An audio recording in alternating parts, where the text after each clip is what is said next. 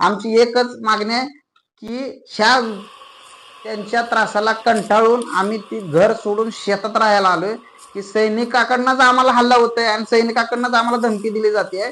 त्या गोष्टीला कंटाळून आम्ही आज गेले 4-5 वर्ष झालं शेतामध्ये येऊन राहिलोय. फक्त आमची प्रशासनाला एकच मागणी आहे, आमच्या मालकीचं 100 वर्ष पूर्वीपासून असलेल्या घराला जर रस्ता व्यवस्थित किंवा सुरक्षित जाता येत नसेल तर त्या गावाचा आम्ही रहिवासी असून किंवा त्या गोष्टीचं एवढं गाव आपलं एक एका जीवानं एका जातीचं एका पातीचं कधी न राजकारण होता आणणाऱ्या गावामध्ये जर हे प्रकार एक चुकीच्या पद्धतीने मेसेज जाऊन जर घडत असेल तर ह्या गोष्टीला वेळोवेळी रोखलं पाहिजे आणि ह्याची प्रशासनानं ग्रामपंचायतनं व पोलीस स्टेशननं याची दखल घेऊन याच्यावर योग्य ते न्याय करावा. ग्रामपंचायतचे विस्तार अधिकारी त्यांनी गट विकास अधिकाऱ्याला पण अर्ज केलता. ह्या गोष्टीचं त्यांनी त्यावेळेस विस्तार अधिकारी रेपाळ साहेब यांना सांगून ते जागेची पाहणी केली.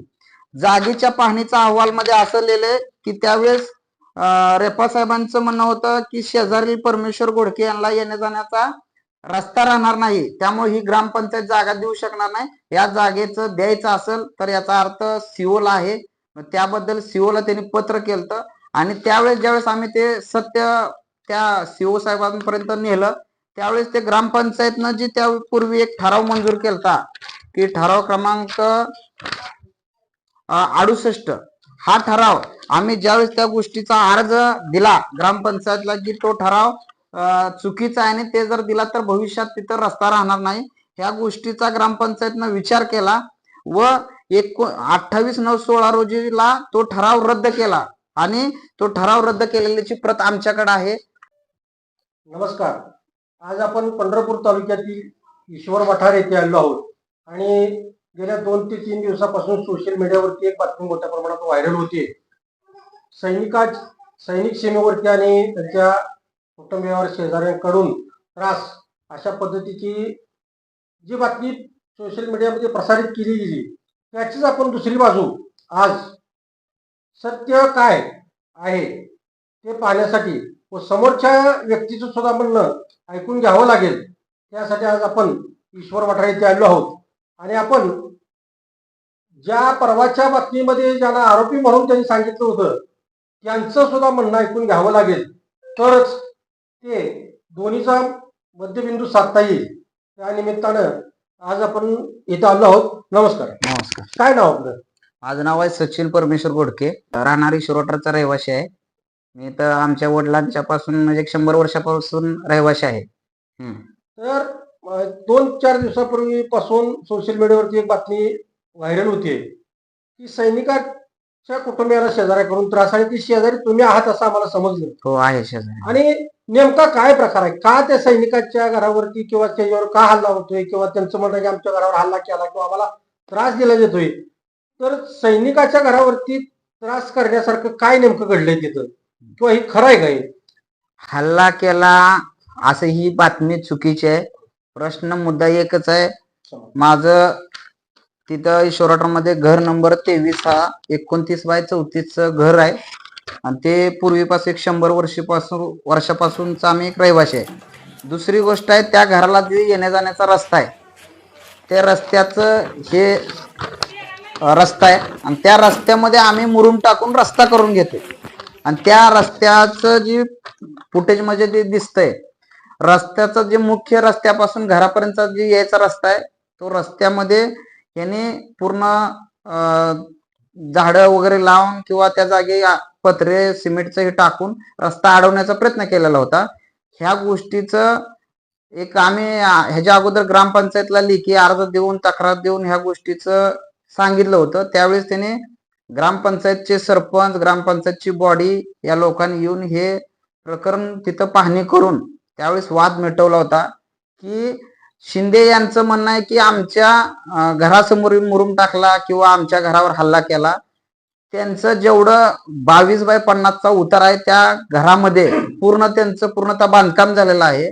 त्यांच्या घरासमोरील जी जागा आहे 22/50च्या समोरील ग्रामपंचायतच्या मालकीची आहे, त्याचा आपल्याकडे पुरावा आहे. त्यांनी 2015 साली त्या गोष्टीचं अर्ज मागणी केलं की मला घर नंबर 33 समोरील जागा वापरण्यास मिळण्याबाबत त्या गोष्टीचा ग्रामपंचायतने विचार करून ते जरा वाचून दाखवा म्हणजे आपल्या प्रेक्षकाला कळलं आणि आपण ते फुटेज पण दाखवू. हा त्याने ग्रामपंचायतला 1/10/2015 रोजी अर्ज केला की घर नंबर 33 समोरील जागा वापरण्यास मिळण्याबाबत कारणे विनंती अर्ज करते की श्रीमंत गणू चौगुले यांचे घर नंबर 33 जागा ही खरेदी खत करून त्यांनी सदरची जागा ग्रामपंचायतच्या पुढील दक्षिण उत्तर 23 फूट व पूर्व पश्चिम 15 अशी जागा आहे. ती जागा माझ्या दरवाजासमोर आहे. ती जागा मला वापरण्यास मिळावी कारण माझी जनावरे व येण्या जाण्यासाठी अत्यावश्यक आहे.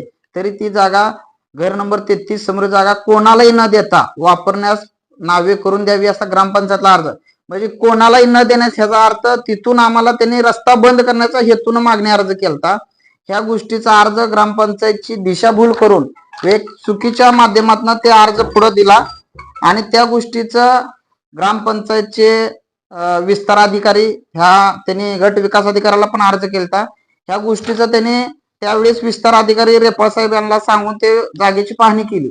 जागेच्या पाहणीचा अहवाल मध्ये असं लिहिलंय की त्यावेळेस रेपाळ साहेबांचं म्हणणं होतं की शेजारील परमेश्वर घोडके यांना येण्या जाण्याचा रस्ता राहणार नाही, त्यामुळे ही ग्रामपंचायत जागा देऊ शकणार नाही. या जागेचं द्यायचं असेल तर याचा अर्थ सिओला आहे.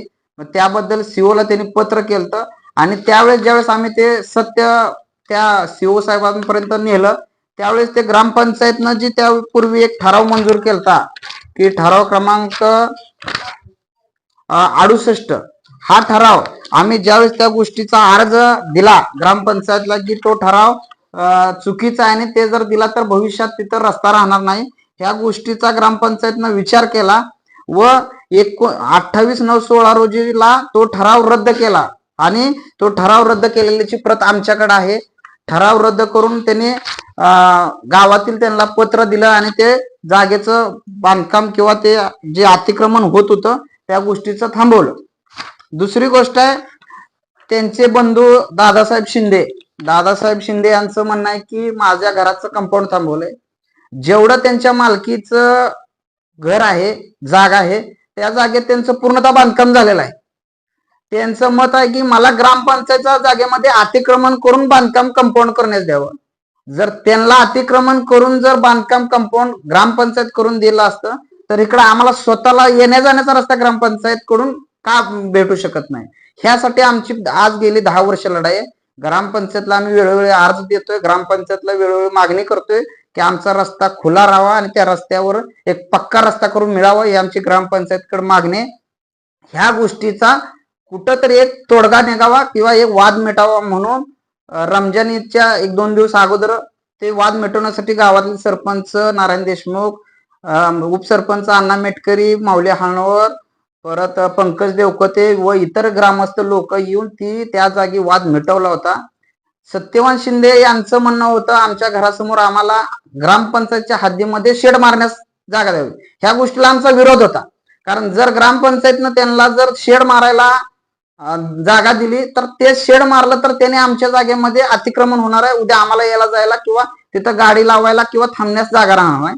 ह्या गोष्टीचा आमचा विरोध होता. पण ग्रामपंचायतच्या काही लोकांनी आम्हाला समजावून सांगितलं की वाद मिटतोय, तुम्ही 10 वर्ष एकमेकाचा वाद घालण्यापेक्षा काही गोष्टी तुम्ही समजून घ्या, आम्ही त्यांना सांगतो.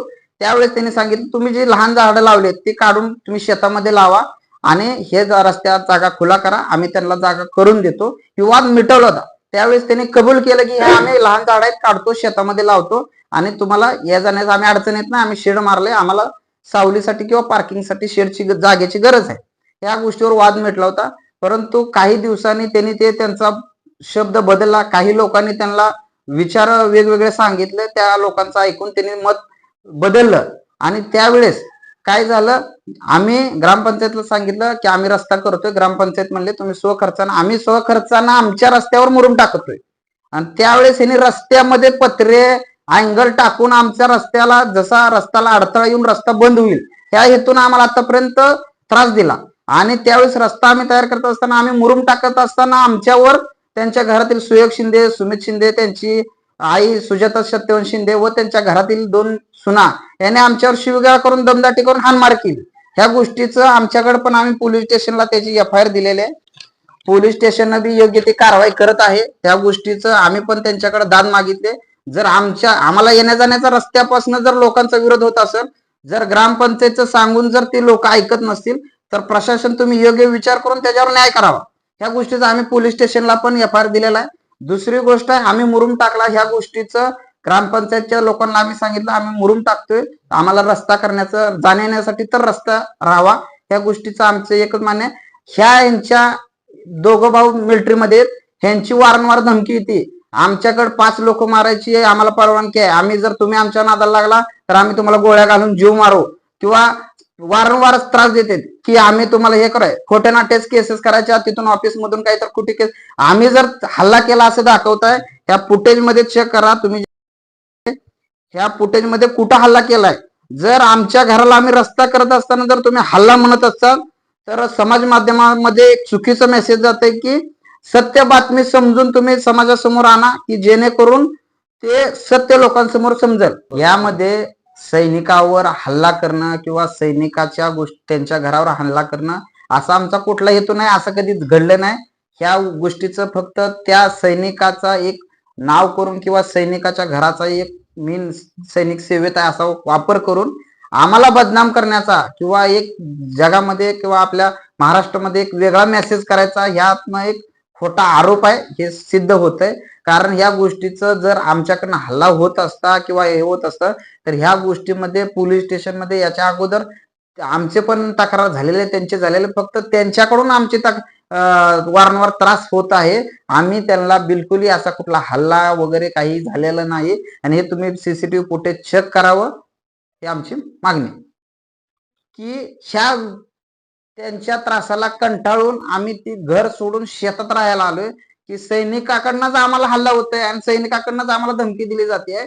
त्या गोष्टीला कंटाळून आम्ही आज गेले 4-5 वर्ष झालं शेतामध्ये येऊन राहिलोय.